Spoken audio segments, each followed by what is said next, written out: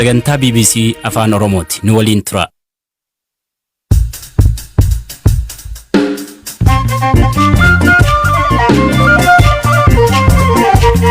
Akka mooltan dhaggeeffattoota keenya sagantaa raadiyoo BBC Afaan Oromoo eegaleera. Dhimmoota gurguddoo qabanne keessaa mootummaan Itiyoophiyaa fi TPLF mariif kan ta'an yoo ta'e gamtaan Afrikaa araarsuu danda'a kan jedhu irratti yaada xiinxaltoota ህወሓትም ወደ ኢትዮጵያ መንግስት ወደ ጠረጴዛ የሚመጡት mootummaa Itoophiyaa fi TPLF gara araaraatti kan dhufan dhiibbaa biyyoota lixan osoo hin taane qaamoleen lamaan haalli itti deemaa jiran kan isaan hin baasne waan ta'eef. Daangaa Itoophiyaa fi Keeniyaa magaalaa Mooyaleetti gatiin shilingii Keeniyaa ol ka'uun jireenya lammiilee Itoophiyaa hammeessu. Namni shilingii Keeniyaa qabu nam doolaa durii Ameerikaa qabutti saabama namni birrii Itoophiyaa harka qabu akka namni mallaqa harka qabutti ni saabamu. Atileetii Itoophiyaa dorgommii Paaraalampikii irratti seenaa keessatti jalqabaaf warqee biyya ishee argamsiistes dubbisneerra kan isiniif dhiyeessu Anzalaalam Taaddasaati.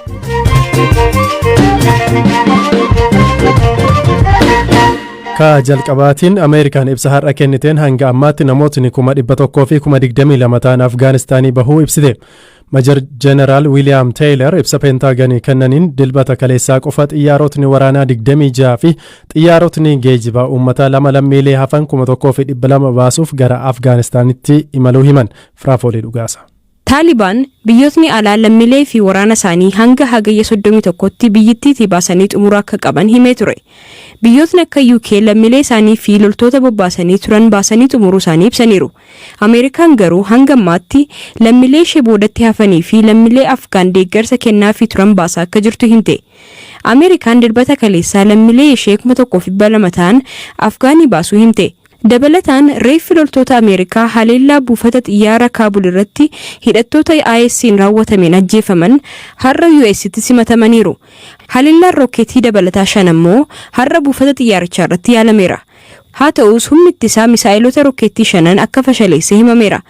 Dabalataan haleellaan US qilleensarraan dirooniidhaan raawwattee dho'iinsa boombii kan biraa magaalaa Afgaanistaan Kaabul keessatti mudachuuf ture hambiseera jedhan qondaaltonni waraanaa US. Ajaji waraanaa giddugalaa US akka ibsetti konkolaataan dirooniidhaan haleelamte kun miseensa garee IS kan damee Afgaanistaan baattee turte. Haa ta'u malee haleellaan diroonii kun namoota nagaa 10 galaafachuutu himama. Namoonni haleellaa kanaan ajjeefaman miseensota maatii tokkoo akka ta'an himameera. Ameerikaan dhimmicha nan qoradhaa jetti.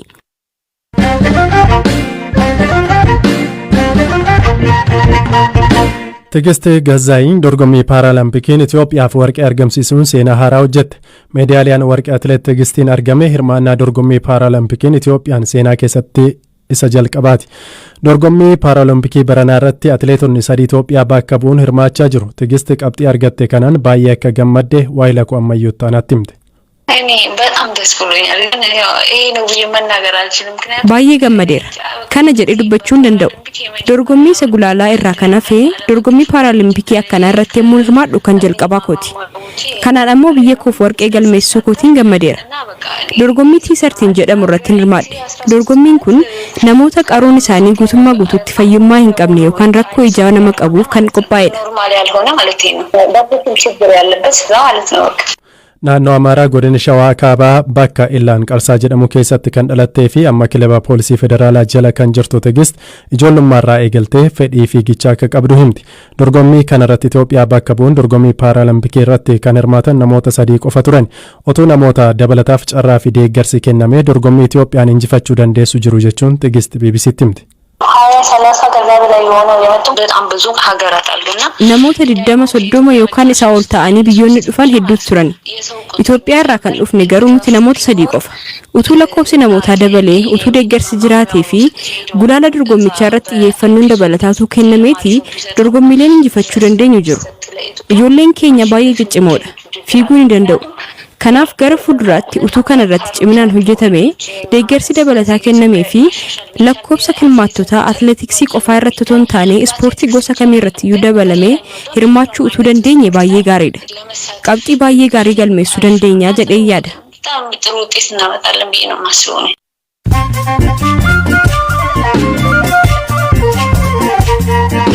Sagantaa raadiyoo BBC Afaan Oromooti kan dhaggeeffataa jirtan gidduutti oduuwwan gaggabaaboon sinitti hima. Magaalaa Hawaasaatti shakkamtoonni $1 Ameerikaa sobaa kan 100,000 fi 86 ol ta'u maxxansuun daddabarsuuf yaalaa turan 2 to'atamuu poolisiin beeksise.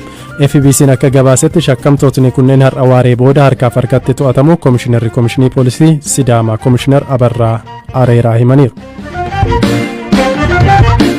Bulchiinsi magaalaa Finfinnee ji'oota 3 itti aananiif magaalattii keessatti gatii kiraa manaa dabaluun akka hin danda'amne beeksise. Bulchiinsi magaalichaa fuula miidiyaa hawaasaa irratti akka ibsetti seerri dabalii kiraa manaa dhorku irratti erga mari'ateen booda sagalee guutuun mirkaneessuu hime. Sudaan kibbaatti uummatni mootummaa irratti fincila kaasnaan tajaajila intarneetii adda cite. Mormii hooggansa siyaasaa biyyattii irratti akka guutuu biyyattiitti gaggeeffamuuf jedhu hordofe qondaalotni mootummaa tajaajila bilbilaa fi intarneetii balleessan. Tajaajila intarneetii kan hordofu Netblocks dhimmichi dhugaa ta'uu ibseera. Oduun Sudaan wal fakkaatuun itti aanaa Pireezidaantii jalqabaa Sudaan kibbaa loltoota isaa kan Salvaakir waliin tokkoomsuuf gabaasni jedhu soba jedhe. Ministeerri dhimma kaabinee Maariin Eliyaa Lomooro kaleessa gaggeessitootni lameen humnoota isaanii tokkummoossuuf walii galaniiru jedhee ture. Kun waliigaltee nageenya biyyattiif murteessaadha jedhamus Reek Maachar garuu sobaa jedha.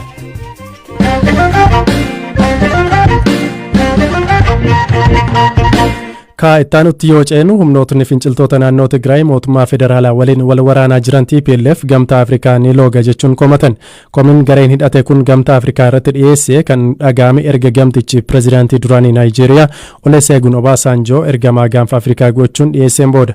Dubbii himaan TPLF obbo Geetaachoo Raddaa gamtaan Afrikaa gama mootummaa Itoophiyaa goruun walitti bu'insa ji'oota 10f ture jiraachuu isaallee yeroo inni itti beekamtii kenneef baay'ee xiqqaadha jedhe. Obasanjoon wal dhabdee qaamolee lameenii kana duras furuuf Itoophiyaa deemanis osoo milkaa'in hafuun isaanii yaadatama. Amma mootummaan Itoophiyaa fi TPLF mariif kan ta'an yoo ta'e hojiin jalqaba Obasanjoo maal ta'a jenne biyya Nezerlaandis kan jiraatan xiinxalaa dhimma nageenyaa fi siyaasaa kan ta'an Dr. Adam Kaasee gaafan.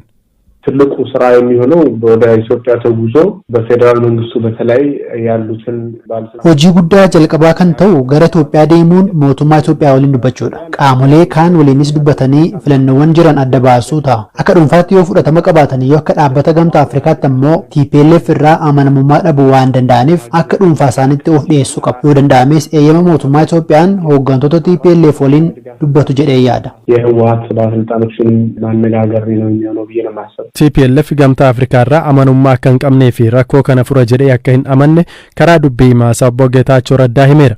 Kana irratti kan gaafataman Dr. Adam mootummaan Itoophiyaa komii dhiibbaa biyyoota lixaarraatii qabu TPLF fi komii gamtaa Afrikaa irraa qabu dhiisuun mariif qophii ta'uun barbaachisaa jedhan. ህወሓትም ሆነ የኢትዮጵያ መንግስት ወደ ጠረጴዛ የሚመጡት mootummaa Itoophiyaa fi TPLF gara araaraatti kan dhufan dhiibbaa biyyoota lixan osoo hin taane qaamoleen lamaan haalli itti deemaa jiran kan isaan hin baasne waan ta'eef akka dhuunfaattis akka biyyaattis akka garee isaanittis haalli itti deemaa jiran kan isaan hin fayyadne waan ta'eef haalicha kan itti caalchisu waan ta'eef rakkoo kana kan furan inni tokko isa kaan mo'atee abjuu biyya bulchuu qaban yoo dhaaban qofaadha. Gamtaan Afrikaa jalqabarratti mootummaa Itoophiyaaf kan looguu fakkaachuunsaa rakkoo fiduu qaba. Garuu Obasanjoon akka dhuunfaatti kana dura hooggantoota TPLF waliin hariiroo gaarii waan qabaniif haala jiru fooyyessuu danda'u jedhee yaada. Garuu qaamoleen lamaan haalicha kan isaan hin baasne ta'uu baranii mariif qophii ta'uu isaanii baruun rakkisaadha. Sababni isaas TPLF mari'achuuf haal dureewwan kaa'eeru jira. Mootummaan ifatti waan jedhe jiraachuu baatus inumaayyuu mariin akka hin barbaachisne mallattooleen agarsiisan jiru. እንዲያውም መነጋገር እንደማይፈልግ የሚያሳዩ ምልክቶች አሉ። Yuunivarsiitii Finfinneetti kaadhimamaa PhD barnoota nageenyaa fi tasgabbii kan ta'e Kumaa Baqqalaa TPLF shororkeessummaan waan farrajameef marii taasisuun ni ulfaataa jedha. Dabalataan gamtaan Afrikaa qaamolee lamaan araarsuuf gahumsa waan dhabeef komiin ka'e osoo hin taane lameen fedhii addaa waan qabaniif jedha Kumaan. Fedhiitu jira. Amma TPLF garee trust godhu ni qaba. Gareen yookaan immoo dhaabbanni fedhii isaa sirriitti hubatee gargaaru ni jira.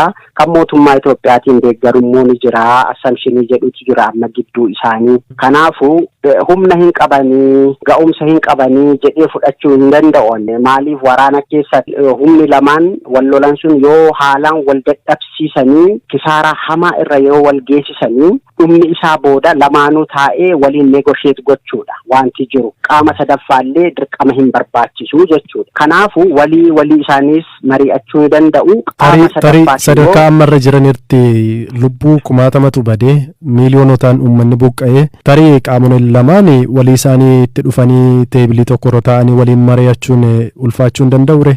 Hin ulfaata suni egaa qaamni sadaffaan murteessaa miti maaliif qaamni lamaanuu fedhii walii isaanii qaban sirriitti adda baasanii ni beeku. Fedhii sana immoo seetil gochuu ni danda'u yoo ta'e miidiyeeshinii too hin fayyadamiini negotiyeeshinii qaama lamaan gidduutti uumanii mari'achuu ni danda'u. Fakkeenyaaf siviil sosaayitii keessaa hayyoota biyyaa, jaarsa biyyaa, abboota amantii kanneen warroota paabilik fiigar jennu kana fayyadamuutiin xumuruu ni danda'u. Dhaabbilee idil addunyaa yookaan immoo biyyootuma ollaallee otoo hin fayyadamiin jechuudha. Haa ta'u malee tirastiin isaan gidduutti uumamu immoo shakkisiisaa yoo ta'e gara qaama sadaffaa gidduutti barbaaduun kun inuma jiraata. Biyyoonni qeenxeen illee nama araarsuu ni danda'u. Wantichi garuu dhuguma kallattii kanaan immoo furamuu ni danda'a.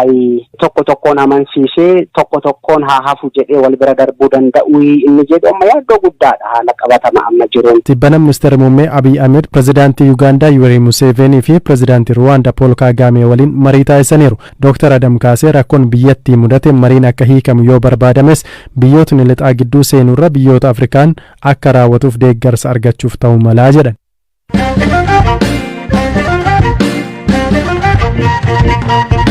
Fiixee daangaa Itoophiyaa fi Keeniyaatti kan argaman bulchiinsa magaalaa Mooyalee fi aanaa Mooyalee keessa sochii dinagdee lammiilee Keeniyaa fi lammiilee Itoophiyaa hirmaachisetu adeemsifama. Maallaqni biyyaalee lamaanii birrii fi shilingiinis bittaaf gurgurtaa oomishaalee garaagaraaf faayidaarra oolu. Haa ta'u malee yeroo muraasaas madaalliin sharafaa birrii Itoophiyaa fi shilingii Keeniyaa jijjiiramaa dhufe. Firaafoolii dhugaasaa gabaasa qabdi. Yeroo dhiyootii as qaala'uun maallaqa biyya Keeniyaa shilingii jiruu uummata Mooyaalee irratti rakkoo fiduu jiraattonnii fi aangawootni mootummaa ni himu. Ijoollee 10 akka qabanii fi jireenya itti ulfaatu kan himan godina Booranaatti jiraattuu magaalaa Mooyaalee Aadde Kushaa Guyyoo dinagdeen nurraa fagaateera akka itti jiraannuu fi daa'imatti guddisnu wallaallee jirraa jedhu. Kanaaf sababni ammoo qaala'uu shilingii Keeniyaa wal qabatee daballiin gatii oomishaalee irratti taasifamu hammaachaa deemuu isaa akka ta'e Aadde Kushaan ni himu. Beeseen Itoophiyaa ati fudhatamayyuu hin qabdu shilingii keenya malee birrii Itoophiyaa namni akka horiitti ilaalu. Doolaa fi shilingii keenya wal qabatee birrii Itoophiyaa ajjeese birrii Itoophiyaa sagaleeni nu biratti.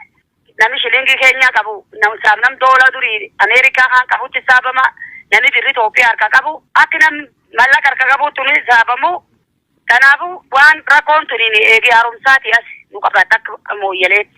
Sababi beesee keenya godhatanii uummata saamuu jiran saamicha jira bakka lafteen keessa saamicha jira. Qaala'uun gatii sharafa maallaqa Keeniyaa shilingii kun waliigaltee daldaltoota Itoophiyaa fi Keeniyaan kan raawwatamu ta'uu jiraattonni magaalaa Mooyaalee fi aanaa Mooyaalee BBC'n haasofsiise ni himu. Bulchaan aanaa Mooyaalee obbo Turaa Malichaa gama isaaniitiin kun abbootiin qabeenyaa naannoo Somaalee fi Keeniyaa keessa jiran wal gurmeessuun raawwatamaa jiraachuu fi kun beekaa birriin keenya akka du'uuf hojjetamaa kan jiru malee waan biraa miti jechuun BBC'tti himaniiru. Wannichi kun waanta jedhanii godhuu jiran malee waan biraati miti. Abbootiin qabeenyaa keessumattiyyuu gama naannoo Keeniyaa jiraniif naannoo Somaalee jiran qaamni gurmaa tokko wal gurmeesse. Birriin keenya Itoophiyaa kun akkasiin doostaa jedhanii waan hojjetame. Keessumattiyyuu wanni kun tokkoffaa seera qabeessummaa miti black market mataan isiitiyyuu. Gaafa waan kan qorannee jennu tokkoffaa shilingiin amma abba qabeenyaatti namni 2 namni 3 keessumattiyyuu naannoo Somaalee kan keessaati gamgaamboo ta'anii aganaatti cabsira arra ganaadhaan ooluu qabdi arra ganaatti gad bu'uu qabdi jedhanii murteessan abbumaan dhuunfaa. Shilingiin birriin Itoophiyaa armaata baankimeetii agarsiisa qabdi qabdi. Black market irratti ammoo baankimeetii jiruudhaan faallaa ta'e. Kan jechuun mootummaan taa'ee murteessoo don ta'inu abba dhuunfaatti iyyuu taa'ee murteessee birrii Itoophiyaa ijjeessa. Walli Itoophiyaa birriin Itoophiyaa kun akkanatti akoftaa jedhee asitti hojjetu jira beekte. Akka furmaataattis bulchiinsi magaalaa Mooyaalee fi bulchiinsi aanaa Mooyaalee waliin ta'uun sharafa maallaqaa seeraan alaa yookaan black market irratti tarkaanfii fudhachuu eegaluu isaanii himaniiru. Kanaafis gareen hundaa'ee hojii eegaluu fi sharafa maallaqaa seeraan alaa yookaan black marketii wal qabatee